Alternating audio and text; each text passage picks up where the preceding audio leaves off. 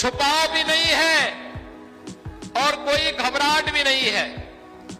जब मुख्यमंत्री नहीं थे तब भी हम लोग कहते थे, आज मुख्यमंत्री हैं तब भी कह रहे हैं और आगे भी यही कहेंगे कि गर्व से कहो हम हिंदू हैं। अपनी धरती अपना राज, छत्रपति शिवाजी का एक ही सपना, हिंदू स्वराज। हमें कोई संकोच नहीं है और हिंदूपन का यह भाव व्यक्ति जाति मत और मजहब में नहीं बांटती। ये हमारी सांस्कृतिक पहचान है। इस सांस्कृतिक पहचान को जानने का प्रयास अगर इन लोगों ने किया होता तो 1947 में इस देश का दुर्भाग्यपूर्ण विभाजन भी नहीं होता। सत्ता के प्रति जो इनकी अति लालसा थी, इसने देश का भी विभाजन करवाया था और यही लालसा लगातार तुष्टीकरण की हदें पार करते हुए कभी कश्मीर में धारा 370 लगाती थी, कभी अयोध्या में राम मंदिर पर ताला बंद करवाती थी और कभी राम सेतु को तोड़ने के लिए ये लोग लालायित दिखाई देते थे। कभी इस देश में सांप्रदायिकता विरोधी कानून ला करके इस देश के हिंदुओं को कैद कर देना चाहते थे।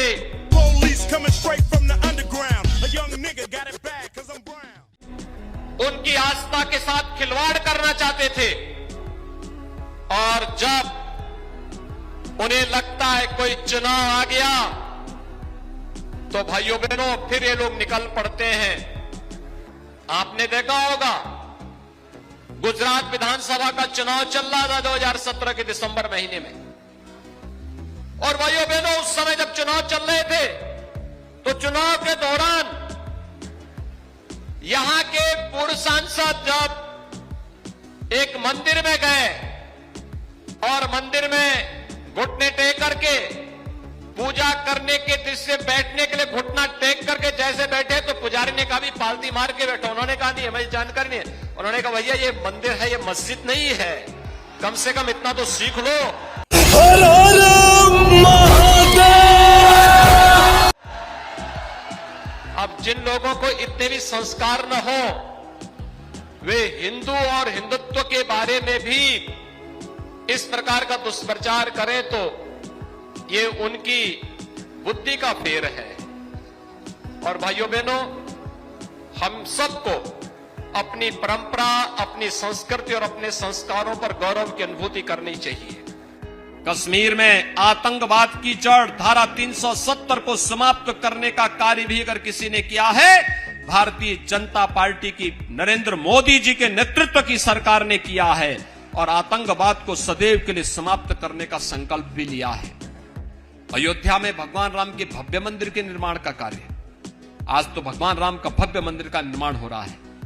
आज मैं पूछ रहा था, आज मैं देख रहा था, आज बबुआ बोल रहे थे कि अगर हमारी सरकार होती तो हमारी सरकार भी भव्य राम मंदिर बनाती। अरे मैंने कहा कब्रिस्तान बनाने से फुर्सत होती तो राम मंदिर के बारे में सोचते। जब उनकी सरकार थी, याद करिए, राम भक्तों पर गोलियां चलाने वाले लोग आज कहते हैं कि अगर हम भी सत्ता में होते तो हम भी राम मंदिर का बना देते हैं। ये बदलाव है, ये आपकी ताकत है भाइयों बहनों, आपकी ताकत है। ये आपके वोट बैंक की ताकत इनको नाक रगड़ने के लिए मजबूर कर रही है। और जिस दिन आप चाहेंगे ये लोग नाक रगड़ करके आपके पास आएंगे कि 1990 के लिए माफी मांगते हैं, इनको कहना पड़ेगा। समाजवादी पार्टी को देश की जनता से माफी मांगनी चाहिए अपने कृत्यों के लिए। राम भक्तों पर गोली चलाने वाले लोग आज कहते हैं कि अगर सत्ता में रहते तो हम भी राम मंदिर का निर्माण कर देते। तो फिर सकीबुल रहमान वर्क क्या करते? मोदी मोदी मोदी मोदी मोदी मोदी मोदी मोदी। क्या करते हैं ये लोग?